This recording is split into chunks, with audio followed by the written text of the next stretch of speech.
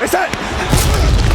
Our AA Best Bail Bonds Radio Row coverage from New Orleans is brought to you in part by Flight by Yuengling, Circa Las Vegas, Smokey Mo's Barbecue, Synergenx Testosterone and Weight Loss, and Southern Recipe Pork Rinds on 94.1 San Antonio's Sports Star. It is the Blitz here on 94.1 at San Antonio Sports Star. He is Joe Reinagel. I'm Jay Synergenx. Our AA Best Bail Bonds Radio Row coverage continues from New Orleans.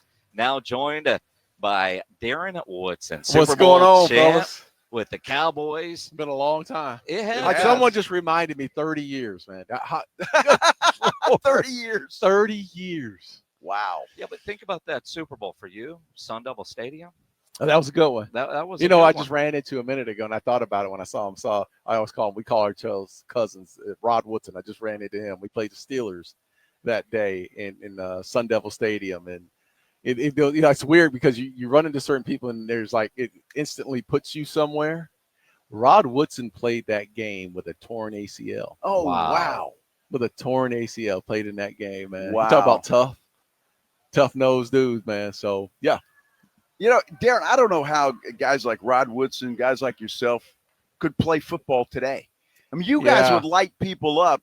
They're just not allowed to do that No, anymore. You can't hit guys anymore, man. That's not – there would have been a ton of fine. We used to call them FedEx packages. When you got a fine, there's a FedEx package that's going to hit your desk, and that's what probably would have been – but that's how we were taught to play. I mean, I think we could have adjusted. A lot of us probably could have adjusted over time, but, we just came up in an era where, you were taught to tackle a person in a certain way, and that became illegal after a while in the league. When you think about the rules against hitting, defenseless receiver. Oh, man. Now, to me, you're on a football field. Yeah. You're not defenseless, especially if you're going out to catch a pass. Yeah. A blindside block, I could see that, some of those rules. But when I see a defensive back get called for hitting a defenseless receiver, what do you? And here's the thing. I think because of TV and how great TV and the broadcasts are now and how they slow things down, I think we actually think we live in that world. Like the players are living in that slow motion world as well, right?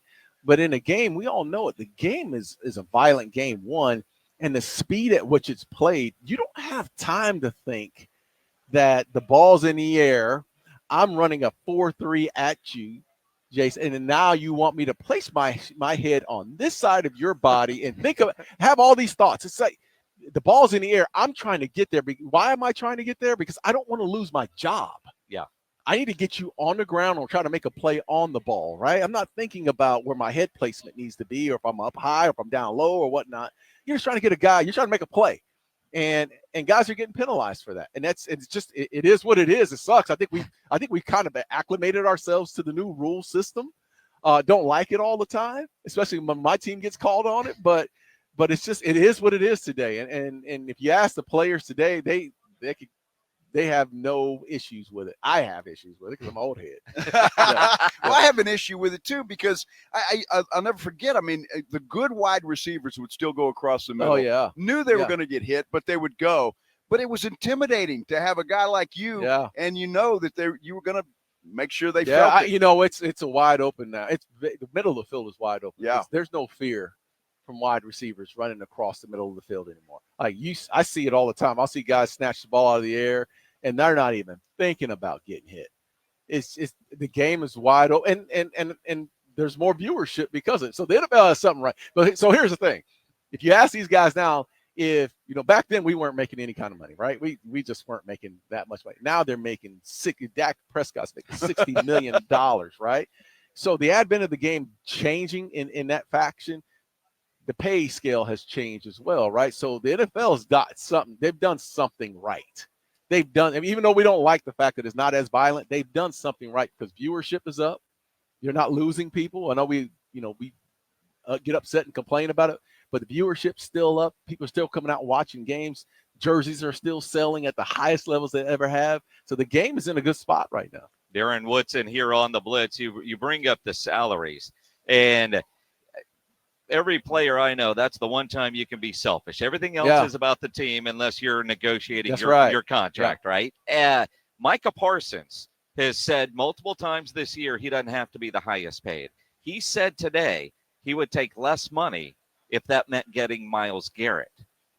I mean, oh wow! I mean, is that just talk, or is agents? No, I mean, could you imagine? The Joneses better be calling them right now, right? Let's get that thing done. Let's get it done. Look, that'd be a great asset. Look, I think there's times where players start to grow into who they are, who they want to become, and I think we're starting to see a little bit of that with Micah Parsons in this situation.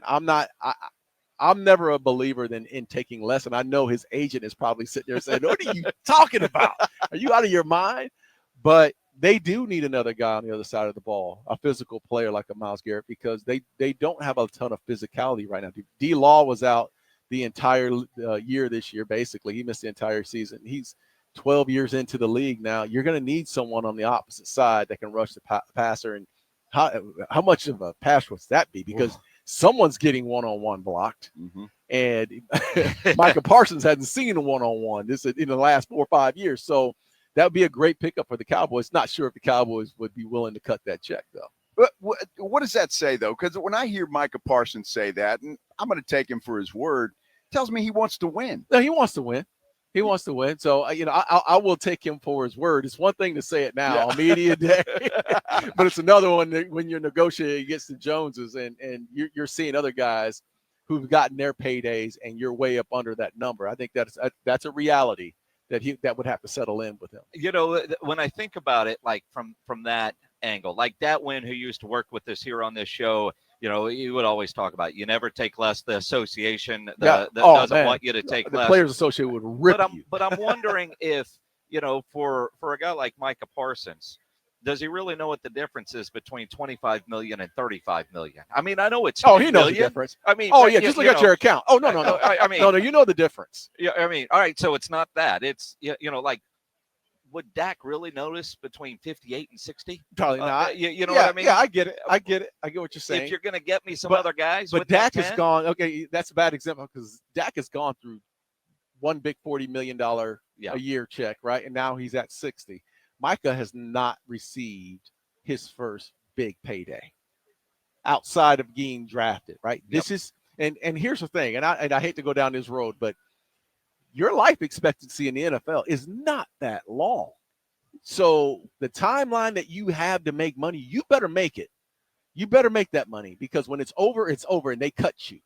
And then you move on with the rest of your life. So whatever you can get in that 10 years, 12-year time period, you get it and you run with it. Because I'm telling you, man, when it comes to an end, trust me, when it comes to an end, you're trying to own a commercial real estate firm. You're trying to do something else, which I'm doing now. You're killing it with that. You're just not. You're just not sitting at home all day long, just living off those checks from the NFL. I don't know if I should bring this up or not, but are you okay today? A little nervous about what might happen later today? Oh, I'm always nervous about this. It's always look. I am honored to be to have the opportunity. Really am. I'm honored to have the opportunity because, not everybody has this type of opportunity. I played with a lot of great football players that aren't on any of these lists, right? But at the same time, I would be lying to you if I told you that I wasn't thinking about being a Hall of Famer. I would be lying to you. I mean, it's something that, I played the game at the highest level. I've won championships. I've won every individual honor that you could possibly have. The one thing I don't have is that gold jacket. I've started businesses. I've gotten acquired through businesses outside of football, but that one thing is something that I want. And you deserve it. You should have already be. And I hope tonight you hear that. And next time we see you here on Radio Row, you're wearing that gold jacket. I'll wear the gold jacket. Absolutely, you're going to be wearing that gold jacket. We keep talking about money and this, that. Your shirt right now for Choctaw Casinos in the resorts. That's the only way me or Joe will ever is if we get lucky. At the casino, on, you need to come on up. The goal. You need to come on up. I need to. I'm telling you. So it's right on the border of the DFW. In southeast Oklahoma, Durant, Oklahoma is where Choctaw Casino Resort is located. And it takes me from my house from Dallas-Fort Worth, it's about a 90-minute drive from my house. It's a 55, 57-minute drive. Trust me, I've done it a million times. 57 minutes. I've been for the last 8 years. I've taken family up there. They have the lagoon pools up there. The concert venue is spectacular. It's probably one of the best in the country.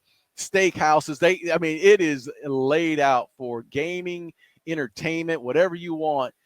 Right there in Southeast Oklahoma, Choctaw Casino and Resort. Well, their motto, where the players play. So now, look, 8 years ago, it was just me. Now it's Troy, it's Emmett, it's Pudge, and it's where the players play. And I'm telling you, man, you never know who's going to show up. You know what I heard about all in there?